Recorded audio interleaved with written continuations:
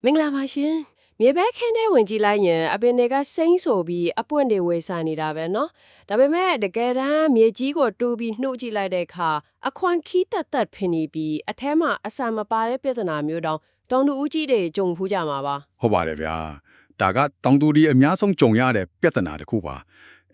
တကယ်တော့ဒါဟာမြေကြီးထဲမှာအာဟာရမရှိလို့ဒါမှမဟုတ်အပင်ကအဆာငတ်သွားလို့မဟုတ်ဘူးဗျာဟောဟလာဒါဆိုဘာဖြစ်လို့များလဲရှင်တဘာဝတရားရဲ့ဇီဝကမ္မထစ်စင်ကိုတေချာနားမလဲပဲဟိုလေမာရွေးနဲ့အချိန်မှာအစာကျွေးမိတာကြောင့်အပင်ကမျိုးဆက်သွားဖို့ထက်အရွက်တွေကြီးထုတ်ဖို့အာတန်သွားလို့ဖြစ်နိုင်တယ်ဗျာဟုတ်ကဲ့ဆိုတော့ဒီနေ့ဆွေးနွေးမှုလေးမှာမြန်မာနိုင်ငံအတွက်မြေစီလွာနဲ့မြေဩဇာစီနံခန့်ကွဲမှုမဟာဗျူဟာပြီးတော့ဆက်ပြိုးရေးဆိုင်ရာအလျက်ကျင့်ကောင်းများလက်ညွှန်းချက်တွေနဲ့လက်တွေ့ထူးဒေသနာမှတ်တိုင်းတွေကိုအခြေခံပြီးဆွေးနွေးပါကြမယ်ကောင်းပါတယ်ဗျာမြေပဲအထက်နှုံကိုအဆုံးဖြတ်ပေးမိထို့မြေအောက်ကဇီဝစစ်ပွဲတွေဓာလုဖြစ်စဉ်တွေအကြောင်းကိုသိစိတ်လေ့လာကြည့်ကြမယ်နော်မှန်ပါဗျာကျွန်တော်တို့မြေပဲစိုက်တဲ့အခါအပေါ်ရန်အပင်စိမ်းတွေဖို့လောက်ပဲအာယုံစိုက်တတ်ကြတယ်လေတကယ်တမ်းအထွတ်နှုံကိုအဆုံးဖြတ်ပေးတာကမြေကြီးအောက်မှာမျက်စိနဲ့မမြင်ရပဲအချိန်ကိုက်ဖြစ်ပေါ်နေတဲ့ဆဲကွဲပွားမှုတွေဘက်တီးရီးယားတွေလှုပ်ရှားမှုတွေပါတကယ်အထက်ကတော့ချက်ကမြေအောက်မှာပေါ့ဒါပေါ်လေ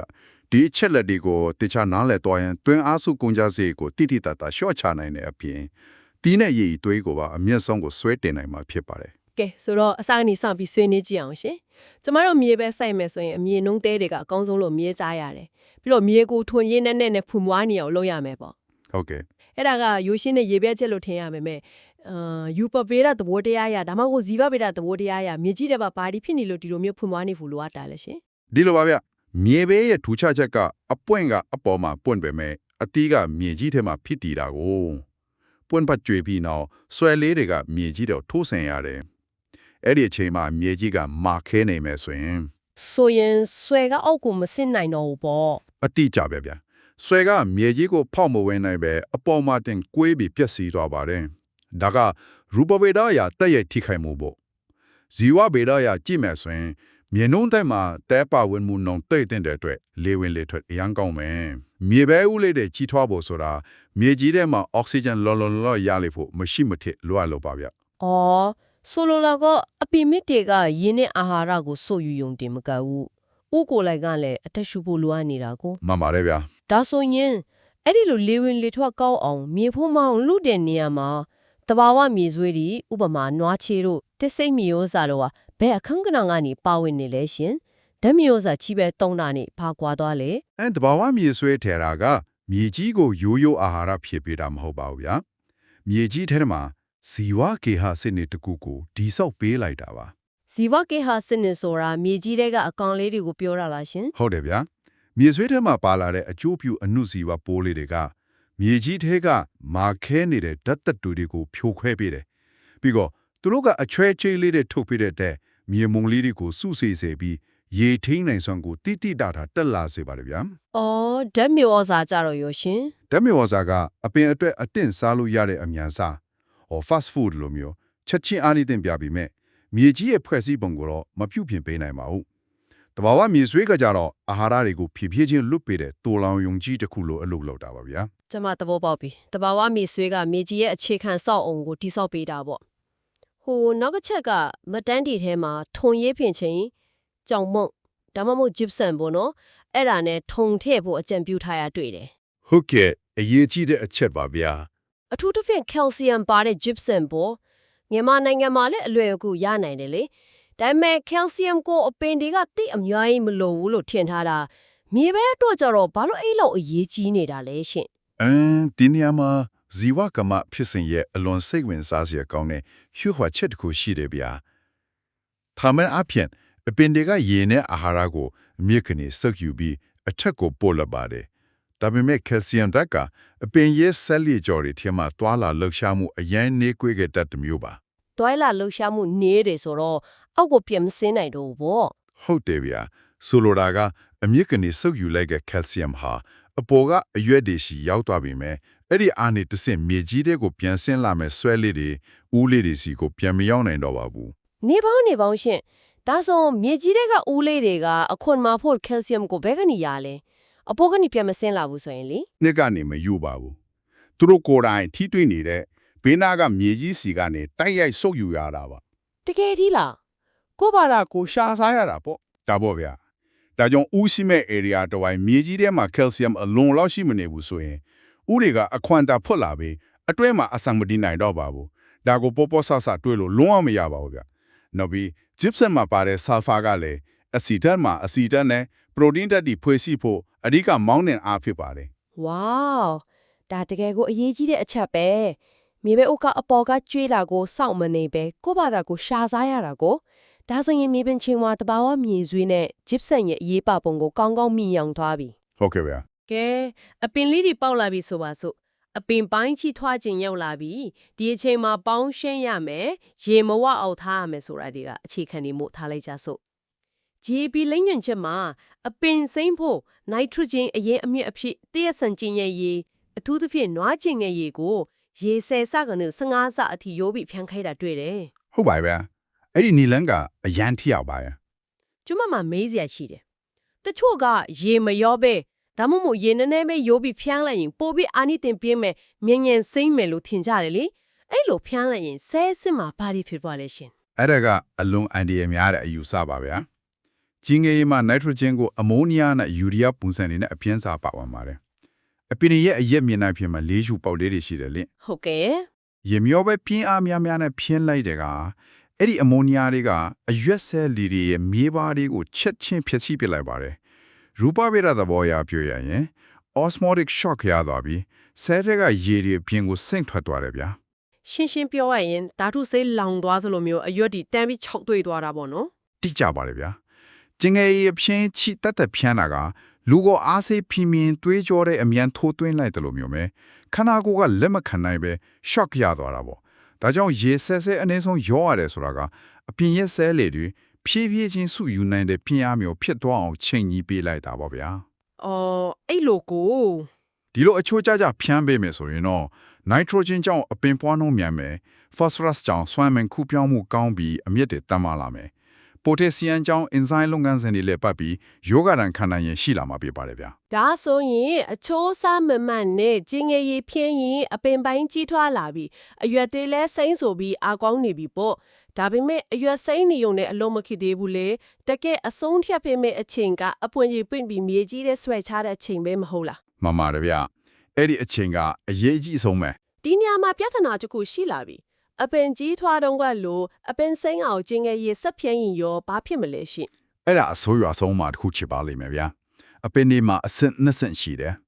အရွက်ဒီအကိုင်းတွေထွက်တဲ့အဆင့်နဲ့အပွင့်ပွင့်အတီးတီးတဲ့အဆင့်ပါ ဟုတ်ကဲ့ အပွင့်ပွင့်ချိန်မှာ nitrogen များတဲ့ကျင့်ငယ်ရည်ကိုဆက်ဖြန်းလိုက်ရင်အပင်ကဘလို့အချက်ပြမှုရတော့လဲဆိုတော့အပင်မှာအာဟာရတွေပေါ်များနေသေးတယ်ငါမျိုးဆက်ပွားဖို့မလိုသေးဘူးအရွက်တွေဆက်ထွက်ပြီးအပင်အိုကြီးဖြစ်အောင်နေလိုက်အောင်မယ်ဆိုပြီးဆုံးဖြတ်လိုက်ပါတယ်ဗျာ ဟာအပင်ကပြင်းသွားတဲ့သဘောပေါ့မျိုးဆက်ပွားဖို့ခွန်အားမဆိုင်ထုတော့ပဲအချောင်ခိုသွားလာပေါ့လုံး အတိအကျပါပဲဗျာအဲ့ဒီခါမှာပွင့်နေတဲ့အပွင့်တွေကိုအပင်ကလစ်လူရှူလိုက်တဲ့အတွက်အပွင့်ကျွေတာတွေဖြစ်လာပါတယ်ဒါကြောင့်အပွင့်ပွင့်ချိန်ဆိုတာနဲ့ nitrogen ထပ်ကျွေတာကိုရပ်ပြရပါမယ်ဗျာ ခဏလေးနိုက်ထရိုဂျင်ကအပင်အတွက်မြဲလို့နေရမို့ဘူးလားရှင်အပင်ကနေမကျွေးရင်အပွင့်ပွင့်ချင်းနဲ့ဥရှင်းချင်ကသူလိုအပ်တဲ့နိုက်ထရိုဂျင်ကိုဘယ်ကနေတော့ရတော့မလဲ ဒီနေရာမှာတဘာဝတရားရဲ့အမခံဇီဝယန်တရားကြီးစတင်အလုပ်လုပ်ပါပြီဗျာမြေပဲလိုဘဲမျိုးရင်ဝင်တိနာဒီမှာလေထဲက nitrogen ကိုဖမ်းယူနိုင်စွမ်းရှိပါတယ်ဗျာ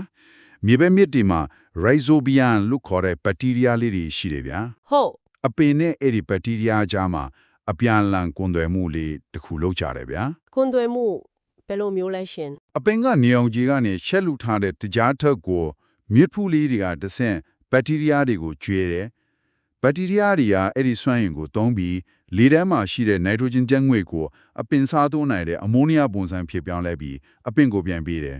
အော်စက်ယုံနေယုံလိုပဲပေါ့ ဟုတ်တယ်ဗျာအပြင်က nitrogen မြေဩဇာဝယ်ကျွေးစရာမလိုတော့ပဲသူ့ဘာတူတူထုတ်လုပ်သွားတာပါ ဒါပေမဲ့အဲ့ဒီစက်ယုံလေးကောင်းကောင်းလေးပတ်ဖို့ဆိုရင်တခြားအရန်ပစ္စည်းတွေဓာတ်ကုပစ္စည်းတွေလုံးမှာပေါ့ တခြားတာပေါ့ဗျာအဲ့ဒီဇီဝစရုံလည်းပတ်ဖို့အတွက် phosphate calcium sulfur နဲ့ molybdenum လိုအာဟာရတွေမရှိမဖြစ်လို့ပါတယ်ဒါတွေချိုးတဲ့ရင်အမျိုးဖူးလေးတွေအလုံးမလုံးနိုင်ပါဘူး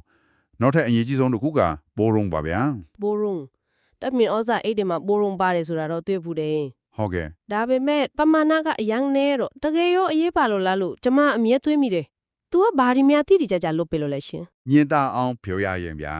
ပန်ဝတ်မုံလေးကအမပွင့်ရဲ့ထိပ်ဖျားကိုလာကြတယ်အဲ့ဒီဝတ်မုံလေးကနေတဆင်းအောက်ခြေမှာရှိတဲ့တာဦးအင်စီကိုရောက်ဖို့ပန်ဝတ်မုံပြင်လေးအောက်ကိုဆင်းရတယ်ဘိုရွန်တက်မရှိရင်အဲ့ဒီပြင်လေးကရှည်မထွက်နိုင်ပါဘူးဗျာ အော်ဆိုလိုရာကမျိုးအောင်ချင်းလုံးဝမဖြစ်တော့ဘူးပေါ့ မှန်ပါဗျာအပွင့်တာပွင့်နေမယ်မျိုးမအောင်တော့အပွင့်ကြွေကြသွားမယ်ဆွဲချမှာမဟုတ်တော့ဘူးဘိုရွန်ကပိုက်လိုင်းဆက်ပေးတဲ့နေရာမှာမပမဖြစ်လို့အပ်တာပါဗျာ တကယ်ကိုရှင်းလင်းသွားပြီဘိုရွန်ကကောင်းတယ်လို့အလို့ကြက်မှတ်လျက်ထက်ဘိုရွန်မရှိရင်ပိုက်လိုက်မဆက်နိုင်လို့မျိုးမအောင်ဘူးဥမဖြစ်ဘူးဆိုရရန်တရားကိုသိရတာတကယ်ကိုအလင်းပွင့်သွားသလိုပဲနော် ဟုတ်ကဲ့ဗျ ကဲဒါဆိုအပွင့်လဲပွင့်ပြီးဘိုရွန်ကြော့မျိုးလဲအောင်သွားပြီဆွဲလဲချသွားပြီမြေကြီးထဲမှာဦးလေးတွေစဖြစ်နေပြီပေါ့အဲ့ဒီအချိန်မှာဦးတွေကောင်းကောင်းကြီးဖို့အဆန်ပြည့်ဖို့ဘာတွေဆက်လုပ်ရမလဲရှင် ဒီအဆင်းရောက်ရင်အပင်ကစွမ်းရင်အများဆုံးသုံးရတဲ့အချိန်ကိုရောက်လာပါပြီဗျာအမြစ်ကနေရေနဲ့အာဟာရစုပ်ယူယုံနဲ့မလုံလောက်တော့ဘူးဒါကြောင့်အရွက်ကနေတိုက်ရိုက်ကျွေးတဲ့ရွက်ဖျန်းမြေဝေါ်စာတွေဝင်လာဖို့လိုပါတယ် ရွက်ဖျန်းဆိုတော့ဘယ်လိုဟာမျိုးတွေလဲရှင် မော်တင် MPK လိုရွက်ဖျန်းတဲ့အပြင်သွတ်ဂျီနီနဲ့စောစောကပြောခဲ့တဲ့ဘိုရွန်လိုအနုစိတ်အာဟာရတွေကိုဖြန်းပေးရပါမယ်ဗျာ ဒီအနုစိတ်အာဟာရတွေကတော့အစိတ်အဆန်ဖြည့်ဝဖို့အတွက်တီးတန့်ဘလို့အလုပ်လုပ်ပေးတာလဲရှင့် တုတ်ကအပင်ရဲ့ကြီးထွားဟော်မုန်းတွေထုတ်လို့ရမှာအတိကပါဝင်နေဗျာဂျီနီကြတော့အပင်ရဲ့ cell နေရန်တွေကိုပုံမကြန့်ခိုင်စေတဲ့ဖွဲ့စည်းမှုမှာအရေးပါတယ်အဲ့ဒီထက်ပိုအရေးကြီးတာကဒီအနုစိတ်အာဟာရတွေဟာအပင်ကိုယာတိဥတုတန်ကနေကောက်ွယ်ပေးတာပါဗျာ ရာသီဥတုတန်ဆိုလာကဘလို့မျိုးလဲရှင့် ဦးစိမ့်ချိန်မှာမိုးကောင်လို့ရေငတ်တန်ထစ်လာရင်အပင်ရဲ့ cell တွေထဲမှာအစိတ်အတောက်တွေထွက်လာပြီး cell မြေပါတွေပေါက်ပြဲကုန်တယ်ဗျာသူ့နဲ့ဂျီနီကအဲ့ဒီအစိတ်အတောက်တွေကိုခြေဖြတ်ပေးတဲ့တတ်တိုးစမ်းကျင်ပစ္စည်းတွေအဖြစ်အလုပ်လုပ်ပေးတာပါဗျာ အော်နားလဲပြီအပင်ကဦးအကြီးကြီးတွေဖြစ်လာအောင်အင်ဂျင်ကိုအမြန်ဆုံးဆွမ်းအားနဲ့မောင်းနေနေရတဲ့အချိန်မှာအပူလွန်ခဲ့ပြီးအင်ဂျင်မကျွမ်းစွာအောင်ဆဲတွေမပျက်စီးအောင်ဒီအနုစိတ်အာဟာရတွေကအင်ဂျင်အရေးပေးစနစ်လိုမျိုးကာကွယ်ပေးထားတာပေါ့နော် လုံးဝမှန်ကန်တဲ့နိုင်ရှင်ချက်ပါပဲဗျာ ကပေမစ်ဆရာစိုးစိုးကရေငတ်တန်လို့ပြောလိုက်တယ်။ဦးစင်းချိန်မှာရေလိုအချက်ကဘလောက်အထိအရေးကြီးလဲရှင် ရေကအရာအလုံးပါပဲဗျာမြေကြီးထဲမှာအာဟာရတွေဘလောက်ပိတ်ထည့်တာရေအဆိုတာမရှိရဲ့အဲ့ဒီအာဟာရတွေကအမြင့်စီကိုမရောက်နိုင်ပါဘူးယူပဗီဒသဘောအရရေမှာပျော်ဝင်ပြီးမှအမြင့်ကဆွတ်ယူလို့ရတာပါဗျာ ။ဟုတ်ကဲ့ ဒါကြောင့်ဦးစင်းချိန်မှာမြေကြီးအဆိုတာအမြင့်ရှိနေဖို့လိုတယ်ဒါပေမဲ့ရေဝတ်သွားရင်လည်းအောက်ဆီဂျင်ပြတ်ပြီးဦးတွေပုတ်သွားတယ်လို့စိုးယုံလေးပဲကမြင့်ရှိနေအောင်ရေစီမံခန့်ခွဲမှုကအရန်တိမ်မွေ့ပါတယ်ဗျာ ။အခုဆိုရင်ဦးတွေလည်းဖြစ်လာပြီအစံလည်းဖြစ်လာပြီ။ဆိုတော့နောက်ဆုံးရိတ်သိမ်းချိန်အထိကိုသွားအောင်ရှင်။မြေပဲဆိုတာစီထွက်တီးနံလေ။အထွတ်နှုံးတင်မကမှုစီပါဝင်နှုံးကောင်းဖို့အစိတွေလေးလံဖို့အတွက်နောက်ဆုံးအချိန်မှာဘယ်အာဟာရကအဓိကအလုပ်လုပ်လဲရှင် ဒီနေရာမှာပိုတက်ဆီယမ်ကအဓိကဇက်ဆောင်ထစ်လာပါပြီဗျာပိုတက်ဆီယမ်ဟာတဲ့ယူပို့ဆောင်ရဲ့ယထာကြီးတစ်ခုနဲ့တူပါတယ်ဗျာ ။ယထာကြီးနဲ့တူတယ်ဆိုတာဘယ်လိုသိတာလဲရှင် အရွက်တွေကနေနေအောင်ကြီးနဲ့ချက်လောက်ထားတဲ့တကြားဓာတ်တွေစွဲအင်းတွေကိုဥရီစီကိုလင်းလင်းမြန်မြန်တဲ့ယူပို့ဆောင်ပေးပါတယ်ဗျာပြီးတော့အဲ့ဒီတကြားဓာတ်တွေကိုအစစ်အဆန်ထဲမှာအစီဓာတ်အဖြစ်ပြောင်းလဲသွန်းလောင်ခဲ့ဖြစ်စင်မှာလဲပိုတက်ဆီယမ်ကမရှိမဖြစ်ဓာတ်ကူပေးပါတယ်ဗျာဒါကြောင့်နောက်ဆုံးအချိန်မှာပိုတက်ဆီယမ်လုံလောက်မှအစေးကဖောင်းကားပြီးအလေးချိန်စီမှာပါဗျာ ။နောက်ဆုံးတစ်ခုမေးချင်တာကရိတ်သိမ်းချိန်မှာရှင်။ရိတ်သိမ်းချိန်ကိုမှားလိုက်ရင်အထူးသဖြင့်မြေကြီးအဆိုတဲ့အနေထားကိုမူထိန်နိုင်ရင်အထွတ်နှုံးဘလို့ထိခိုက်နိုင်လဲရှင် မြေပဲမှာအချိန်ငိတ်ရိတ်သိမ်းဖို့ကအရန်ကြီးကြည့်ပါတယ်ဗျာစောလွန်ရင်အစီကစီမပြည့်သေးဘူးနောက်ကျလွန်ရင်လည်းမြေကြီးထဲမှာထင်အညောက်ပြန်ပေါက်လာတတ်ပါတယ်အဓိကသတိထားရမှာကရိတ်သိမ်းခါနီးမြေကြီးရဲ့အဆိုတတ်ပါပဲဗျာ ။မြေကြီးချုံနေရင်ဘာဖြစ်မလဲရှင် မြေကြီးကအရန်ချုပ်တွေ့ပြီးမာခဲနေရင်အပင်ကိုဆွဲနှုတ်လိုက်တဲ့အခါဆွဲတွေပြက်ချက်ပြီးဥရီမြေကြီးတဲ့ကြမ်းခဲ့ပါလိမ့်မယ်ဗျာဒါဆိုရင်အထွတ်နှုတ်တိုက်ရိုက်လျော့ကျသွားပြီလေဒါကြောင့်နှုတ်ရလွယ်အောင်ရိတ်သိမ်းခါနီးမှာမြေကြီးကိုအဆိုတတ်နင်းနေလေးရှိနေအောင်ရေကိုစနစ်တကျထိမ့်ပေးဖို့လိုအပ်ပါတယ်ဗျာ ။ကဲအစားကနေအဆုံးလေးပြန်ချုပ်ကြည့်ရရင်မြေပင်ချင်းကနေကမြေကြီးကိုဇီဝတရား system တစ်ခုလို့သဘောထားပြီးတဘာဝမြေဆွေးနဲ့ gypsum တွေသုံးတယ်အပင်ကြီးထွားချိန်မှာကျင်းငယ်ရေကိုတေချာအချိုးကျရောပြီးဖြန်းတယ် မှန်ပါတယ်ဗျ အပွင့်သွင်းချိန်မှာနိုက်ထရိုဂျင်ကိုရပ်ပြီးဘ ဘိုရိုနဲ့အနုစိတ်အာဟာရတွေနဲ့ပိုက်လိုင်းဆက်ပေးတယ်နောက်ဆုံးဥစင်းချိန်နဲ့ရိတ်သိမ်းချိန်မှာပိုတက်ဆီယမ်နဲ့ရေစီမန်ခန့်ခွဲမှုကိုတိတိကျကျလုပ်တယ်ဒါဟာရိုးရိုးမြေပဲစိုက်တာမဟုတ်တော့ပဲတဘာဝတရားရဲ့ဇီဝကမဖြစ်စဉ်တွေကိုလိုက်လျောညီထွေဖြစ်အောင်ပံ့ပိုးပေးတဲ့အမှုပညာတရက်လို့တောင်ပြောလို့ရနေပြီနော် လုံးဝမှန်ကန်ပါတယ်ဗျဒီလိုဇီဝပြေတာနဲ့တားတူပေးတာအခြေခံတွေကိုနားလည်ပြီး GFP အလေးချိန်ကောင်းနေအတိုင်းစနစ်တကျကျင့်သုံးမယ်ဆိုရင်ဓာတုမြေဩဇာတွေ process တွေအလုံးအကျွမ်းသုံးစရာမလိုတော့တဲ့အတွက်တောင်တူရဲ့တွင်းအားစုကုန်ကြစရိတ်ဟာ26ရာခိုင်နှုန်းအထိရော့ကျသွားနိုင်တယ်လို့သူရိဒနာတွေကအခိုင်အမာဆိုထားပါတယ်ဗျ ဟုတ်ကဲ့ပါရှင် ဟုတ်ကဲ့ဗျကုန်ကြစရိတ်ရော့တော့ရုံတင်မကဘူးထွက်လာတဲ့မြေပဲကလည်းဓာတုအကျွင်းအကြံကင်းစင်ပြီးအလေးချိန်စီးတယ်စီထွက်နှုံးကောင်းတဲ့အရေးတွေးမြင်သီးနှံတွေထက်လာမှာပါဗျာ ဒါတကယ်ကိုစိတ်လှုပ်ရှားစရာကောင်းတဲ့အချက်လက်တွေပါပဲဒီနေ့ဆွေးနွေးချက်တွေကမြေပဲစိုက်ခင်းတဲ့ကမျက်စိနဲ့မမြင်ရတဲ့ဇီဝစစ်ကွဲတွေအကြောင်းကိုအသေးစိတ်နားလည်သွားစေမယ်လို့ယုံကြည်ပါတယ် ဟုတ်ကဲ့ဗျာ ညီကုန်းချုံအနေနဲ့ကျမတွေးကြည့်မိတာလေးတစ်ခုပြောချင်ပါတယ်အခုလိုမျိုးမြေကြီးကိုဓာတုစိတ်တွေနဲ့အတင်းတမတိုက်ခိုက်နေတာမျိုးမလုပ်တော့ဘဲနဲ့အပင်ရဲ့တဘာဝရန်နေရာတွေကိုနားလည်ပြီးထိန်းချောင်းတဲ့တီစီဝါနိပညာတွေကိုတာမြန်မာနိုင်ငံကတောင်သူဦးကြီးတွေအားလုံးကြဲကြဲပြန့်ပြန့်အသုံးချလာနိုင်မယ်ဆိုရင်လေ ဟုတ်ကဲ့ဘယ်လိုဖြစ်လာနိုင်မလဲဗျာ ဓာတုကင်းစင်ပြီးစီပယ်မှုမြန်မာတဲ့မြန်မာတင်တွဲတဲ့ဟာကဘာဈေးကွက်မှာတန်မိုးမြင့်ဈေးကွက်တစ်တွေကိုဘလောက်အထိနေရာယူဖောက်ထွန်းနိုင်မလဲဆိုတာပါပဲရှင်တဘာဝတရားကိုအနိုင်ယူဖို့မကြိုးစားပဲတဘာဝတရားနဲ့လက်တွက်အလုပ်လုပ်ခြင်းကကျမတို့ရဲ့အနာဂတ်ရွှေထွန်းကြီးဖြစ်လာနိုင်မလားဆိုတဲ့အတွေးနဲ့ပဲဒီနေ့ဆွေးနွေးမှုကိုဒီမှာပဲရပ်နားခွင့်ပြုပါရှင်နောက်ဆက်ပေးခြင်းရတဲ့အတွက်အားလုံးကိုကျေးဇူးတင်ပါတယ်